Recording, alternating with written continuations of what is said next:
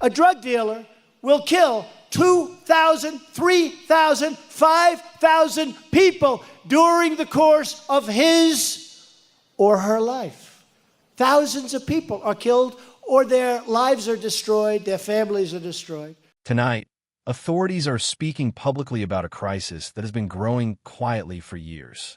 Thousands of lives have been lost, families have been devastated, and communities across the country are feeling the impact. Officials now confirm that synthetic narcotics are responsible for an alarming rise in fatal overdoses, with nearly 300 people dying every single day. That is the equivalent of an airliner crashing daily, without survivors. Until recently, these deaths were believed to be the result of scattered cartel activity or independent criminal groups. However, new intelligence suggests something far more coordinated. Investigators now believe the drug epidemic is being fueled by a highly organized criminal network operating across state lines, with a level of structure and funding previously unseen. The operation has been moving narcotics, weapons, and money with precision, using forged identities, shell companies, and public benefit fraud to conceal its activity. What appeared isolated now forms a clear pattern, and federal agencies say they have been monitoring the situation for months. According to officials, the scale of this network can no longer be dismissed as routine crime. It is systematic, it is strategic, and now it is being exposed. I think we're just going to kill people. The first major breakthrough came during a multi-agency intelligence review earlier this year.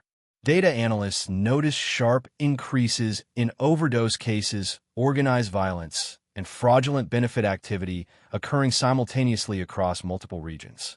These incidents were not random. They shared identical financial pathways, communication methods, and logistical patterns. As investigators dug deeper, attention shifted to individuals holding positions that allowed them to move unnoticed through government systems. Some were licensed business owners. Others had diplomatic or administrative privilege. Officials now believe these roles help provide legitimacy, access, and protection for the network's expansion. For the first time, federal agencies publicly acknowledged the possibility that this was not merely trafficking, but infiltration, a covert operation functioning within legitimate systems, extracting resources and funneling them into criminal activity. The discovery initiated a months-long investigation involving the FBI, Homeland Security, state task forces, and forensic analysts. Surveillance intensifiée. Communications were intercepted, and gradually, a name surfaced believed to be the coordinator behind the structure. The investigation escalated, and federal strategy shifted from observation to action. The special agent in charge says these drugs taken off our streets have already saved countless lives. At 4:05 a.m., under strict coordination, federal authorities launched one of the most extensive domestic enforcement operations in recent history. Tactical teams were deployed across multiple cities, targeting locations believed to be connected to the network.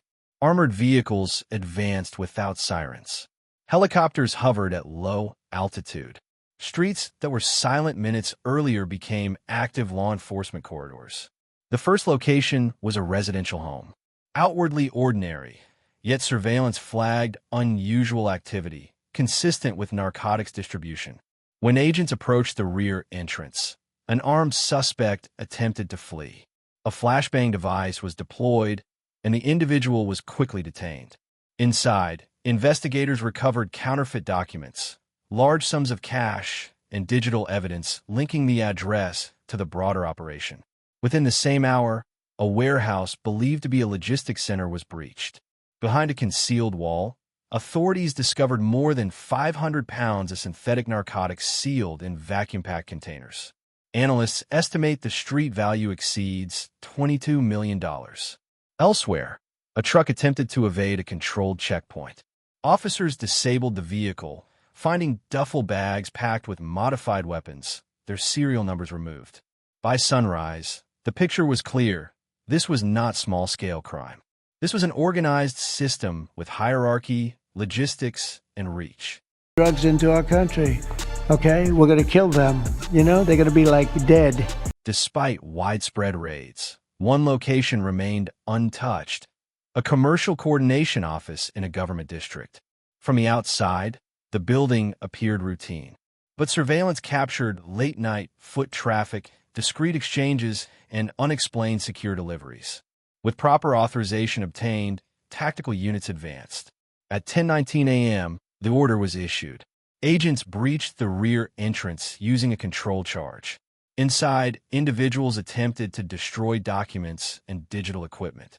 Smoke rose from burning papers as agents secured the scene. What investigators discovered inside was described as a control center disguised as an office. There were no cultural programs, no public records, no administrative files.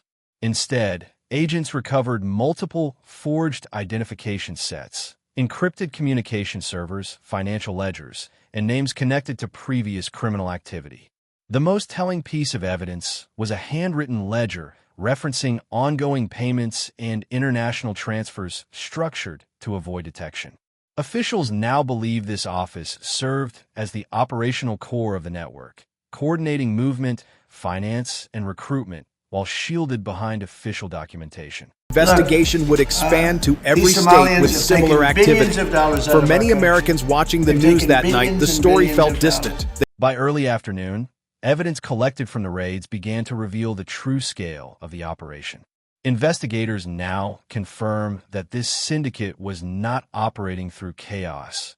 It was functioning like a corporation. Teams examining financial records uncovered shell companies registered across multiple states, many of them appearing to operate as logistics firms, import agencies, or small local businesses. On paper, these companies reported minimal activity, but their bank accounts told a very different story.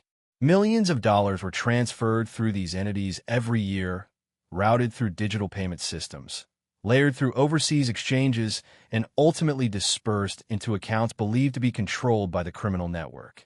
Analysts say the transfers were intentionally fragmented to avoid triggering federal reporting systems. Inside one industrial building listed as a furniture warehouse, agents discovered hidden compartments inside ordinary household items. Chair frames contained sealed narcotics. Sofa cushions concealed ammunition. What appeared to be routine cargo was, in reality, a method of distribution disguised as everyday commerce. A second facility registered as a nutritional supplement manufacturer contained industrial-grade pill press machines capable of producing more than 100,000 tablets per day. Lab testing later confirmed the pills were laced with synthetic drugs designed to appear identical to legitimate medication. Experts say this strategy allowed the organization to infiltrate communities without raising suspicion, using familiar packaging to mask lethal substances. The DA says one person dies every 5 minutes from a drug overdose. As federal teams sorted through seized electronics, investigators made a critical discovery: encrypted communication archives detailing operational planning, hierarchy, and internal directives. These files contained coded messages, payment confirmations, and logistical maps marking drop sites, distribution corridors, and safe houses. Cyber analysts traced several communications to foreign servers operating behind advanced masking software. Officials say this confirms the network was not isolated. It was part of a larger transnational system working across borders with precision.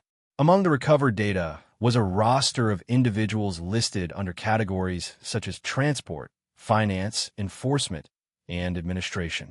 Each entry included coded identifiers, payment records, and task assignments. Several of the names matched individuals taken into custody earlier in the day. Others remain unidentified, and authorities believe some may have already fled. One particularly alarming document described strategies to recruit vulnerable individuals through financial incentives, social manipulation, and identity assistance. The report outlined scripted communication designed to appear supportive, offering housing, transportation, and financial benefits. In reality, these services were used as leverage, binding recruits to the organization through debt, fear, or dependency.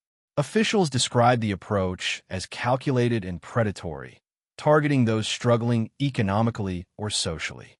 Once involved, withdrawal was intentionally difficult, and surveillance records reveal instances of intimidation used to maintain loyalty.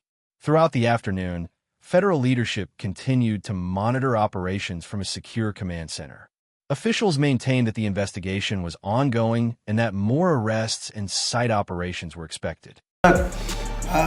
These Somalians have taken billions of dollars out of our country. They've taken billions and billions of dollars. As the investigation expanded, federal authorities began interviewing individuals detained during the coordinated raids. Some refused to speak, requesting legal representation. Others appeared shocked, claiming they were unaware of the larger criminal structure and believed they were employed in legitimate operations. However, a small number of detainees began providing information after being presented with recovered evidence. According to officials close to the case, these statements confirmed earlier suspicions. The organization operated with a strict internal chain of command, enforced through financial control, intimidation, and, in some cases, threats against family members. Several witnesses described a system of compartmentalization, where members were only aware of their assigned role, not the full operation. Drivers transported sealed packages without knowing contents. Financial handlers processed transactions under the belief they were supporting lawful business. Administrative workers submitted benefit or licensing paperwork, believing it was routine. This structure made the network difficult to trace. Each participant appeared disconnected, yet collectively they formed a highly efficient criminal infrastructure. Agents also learned the organization relied on carefully maintained public appearances. Certain individuals attended community events, charity fundraisers, and cultural gatherings, presenting themselves as contributors to society. Authorities now believe these appearances were deliberately orchestrated to establish credibility, minimize suspicion, and quietly expand influence. Meanwhile, forensic teams continued to analyze seized devices. Investigators discovered evidence of attempted data destruction. Software designed to wipe hard drives remotely, files marked for deletion, and phones encrypted with delayed access passwords. Specialists say these techniques indicate training and operational awareness beyond ordinary street-level crime. OFFI. That's 294 people every single day dying of an overdose or a poisoning. That's the equivalent of a 737 jetliner crashing every single day in the United States. As evening approached, federal agencies issued a coordinated statement confirming that the operation had moved into a sustained enforcement phase. Authorities say the priority is now containment and stabilization, ensuring that remaining network connections cannot regroup, retaliate, or re-establish supply channels. Investigators are now working with state and local jurisdictions to identify communities most affected by the organization's activity. Early assessments indicate that multiple regions experienced sudden spikes in overdoses shortly after the distribution routes became active, a pattern now recognized as deliberate product testing. Officials believe the group monitored public response, adjusting potency levels to maximize profit while avoiding immediate detection. In several cases, health departments initially attributed increases in fatalities to seasonal variants or unrelated drug circulation. Those reports are now being re-examined. Meanwhile, financial experts are tracking remaining assets linked to shell corporations, offshore accounts, and cryptocurrency holdings concealed behind proxy operators. According to analysts, the organization's financial strategy relied heavily on decentralization, making asset recovery complex and time-intensive.